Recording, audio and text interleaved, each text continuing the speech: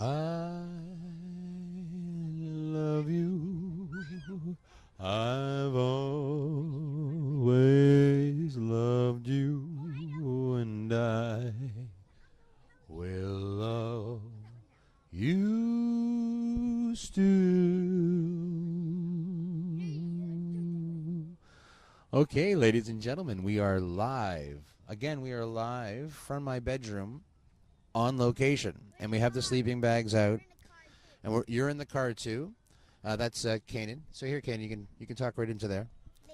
Talk right into there. Put your mouth right on that bad boy. Not on it. Yeah, well, not on it, but no, don't put your lips to it, but put it close to your mouth, because if you can't hear yourself, we can't hear you. So talk into there. Hello? Can you hear yourself? Then you gotta keep lifting it to your face so you can hear yourself every time. Okay? All right, every time. Okay, so we are live on location at the drive-in. We're at the drive-in movie theater. There's a lot of cars. I don't know where they're going to start. There is a lot of cars. Yeah, look, I can see the holes. And we're wondering when the movie is going to start. And it has to get dark. So this is the pre-show. Because every show I like is a show. It's a pre-show to a show. Who's the person that makes the show go on the screen? He's called a projectionist. He's the person who would then get the movie from the owner of the movie theater. Like he's inside there? Yeah, so you have to talk into the microphone. So what was the question? Talk inside the microphone? Talk into the microphone. Is he actually inside, like, that building? Oh, do you think the projectionist? No, it's the projectionist has to be on this side. It's a projectionist, so it's on top of the hot food store there. You can see that there's a projection booth beside it. It's the white building, and it will project onto that building that is white. And we are going to watch ourselves a movie, and we're excited to watch a movie on the big screen. It's a very big screen. That's the biggest screen I've ever seen. No, wait. I think they saw a bigger screen than this. You think you have seen a bigger screen than this on location? Come on. Somewhere else, I think I remember it. You think that? Yes. Okay. Well, if you think that, I don't recall. Personally, I don't recall. But here we are talking about being on location, and what a great location this is. A drive-in. A great show. A place where you don't need babysitters. No babysitters are needed when you come to the drive-in. You bring your kids with you. You all sit in whatever vehicle you drove in. And right now, as I said, we're on location live from the bedroom. We have the pillows set up. We have the camping gear out. We have the chairs up. And we are waiting and ready for some deliciousness to happen to us, to entertain our brain and make us all entertained. Is this for your show? Exactly. We're going to watch some fantastical stuff. It's going to be fantastic. And now my wife, who brings her fix-it everyday thing that's very campy. Okay, that wasn't good to happen, though. Right. So you just did what? I put some mosquito incense sticks in the ground. That's okay. To help keep the mosquitoes away. Because you don't want mosquitoes, that's for and sure. Now I have to go do a break with the kids to make sure everybody's ready for the movie. So that's something that has to take place, too. Now, you had one story and only one story only about the drive-in. Tell that now, or do you want me to tell it when I come back? Well, you're more than welcome to do it when you come back. I'll tell it when I come back. You're more than welcome to. Because right now, have you ever been interviewed by Kanan? Kanan. Yeah, I can do that because I'm a boy. So, yeah, fair enough. So I need you to interview your mom. I need you to I need to know your 3 interview questions. Do you want to put your headset on? I'm going to talk into my mic, and my son Kanan is going to interview me. So get your headset on. What do I do? Put your headset. You're going to interview. What's your favorite color? Yeah, whatever you want to ask me. Ask me questions. You're going to interview me. So this is live on location, live from my bedroom on location, and this is Heather and Kanan. Okay, you make sure you get down there and talk into that mic, Kanan, okay? I hold it. All right, so you're going to ask me a couple questions. You're the interviewer. Like 4 or 5, something like that? Sure, whatever you'd like to ask. Start with your first one. What's your favorite color? What's my favorite color? Well, it really depends. My favorite color to look at or my favorite color to wear, because I have a few colors for different reasons. Okay, then favorite color to wear.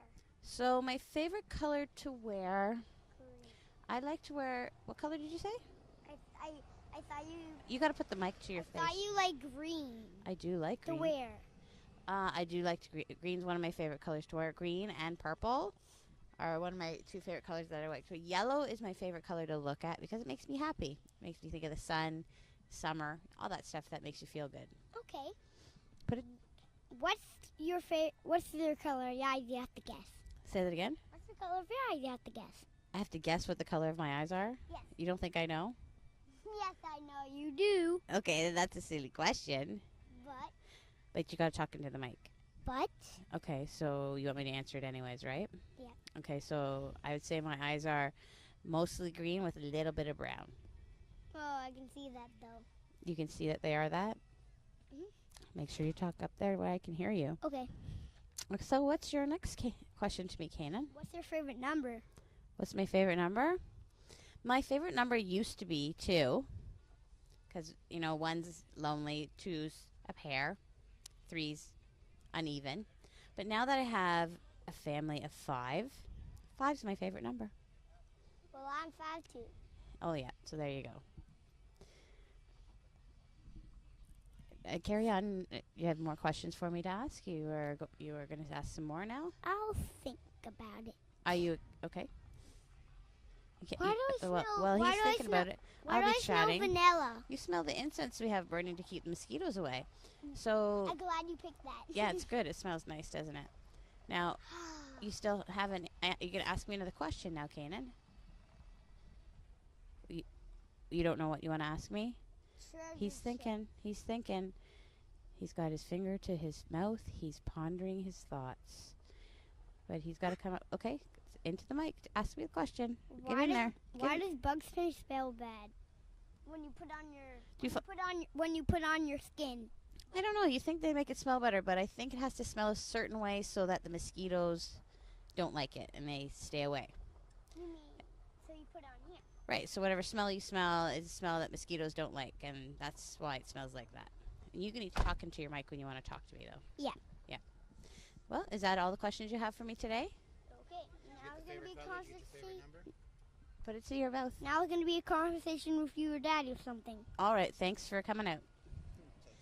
That was Kanan hanging out with us, doing a little interview to me. So how was his interview skills that time? He didn't do too bad. Yeah, He has you're to like work a on seventh. getting the mic to the mouth. Are we in the way here? No, I don't think so, because someone can park right here. All right. But he did pretty good for a 5-year-old. Yeah, we this is our space. See this post? People can't hit the post.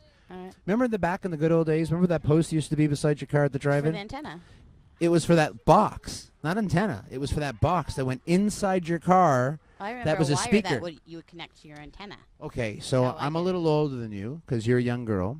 So, but when I first went to the drive-in theater, I like older this men. was this was a speaker that you put on the inside of your window and had a hook, and it was a speaker box. Right. And then years later, like in probably the early 70s, late 70s, it turned into a wire. It turned into a wire that you put looped over your aerial. And now you can basically anybody can have a radio signal from anywhere, doing anything at any time. So it's all. I might have What's to up, leave Bill? you for a few more minutes again, and You're more than welcome to do that. See, because did you tell your story yet, or we're gonna? Oh have to no, wait? okay, I'll tell my story. My story, my drive-in story. So everybody has to have a drive-in story. Here's my drive-in story. I think I was like maybe 17, and my boyfriend and I decided to go to the drive-in movies. So when we got close to the drive-in movies, we pulled over the car, and my boyfriend looked at me and said to me, "You need to get into the trunk." I was like, "What?" He said, "You need to get into the trunk, so we don't have to pay for you to go into the theater." This is a Cheech and Chong bit so far. And I'm like, "Really?" Hey man, let us out, man. Let us out. I'm like, "Really?" He's like, "Yeah." I'm like, "All right." So I got into the trunk, drove to the waiting for the tickets, got into the drive-in. Don't you think they'd find it weird when there's only one guy in the car? Because there's no one else with us. Right, you're meeting your friends. You're meeting your friends. We got into the drive-in, parked the car. He popped the trunk. I got out of the trunk, and as soon as I got out of the trunk, a guy came up to the car and said that will be whatever the price is of admission, and made me pay him for admission because I snuck into the theater. So then he walked away, and a few minutes later, someone asked me, told me that the guy that came up to my car was not an employee, just some guy from another car that decided to make a few bucks off of me for sneaking into the theater. And that's how it should be. That's my story. Nothing like making a few dollars while you're there at the drive-in. And I think I ended up having to fork out the money, so my boyfriend still didn't pay for it, cheap ass. I just like that nobody drinks at the drive-in, you know? Okay, on that note, it smells better. I'm going to go for... So it's what I like about the drive-in and how the drive-in makes everything work really well is it's the ambient where everyone's basically together right at that beginning moment waiting for the movie to start. And then it's that first parking job where you have to watch other human beings try to park their cars. And that part is clearly outside of its own self. I mean, I don't like walking around in a parking lot with my children, so now I collectively brought my children to be entertained in a parking lot. That's what I ended up doing right now. So I'm very excited to be on location to see yet again how this on-location functionality works out for me, myself, and others. Oh, we're backing up. Here it comes, Heather.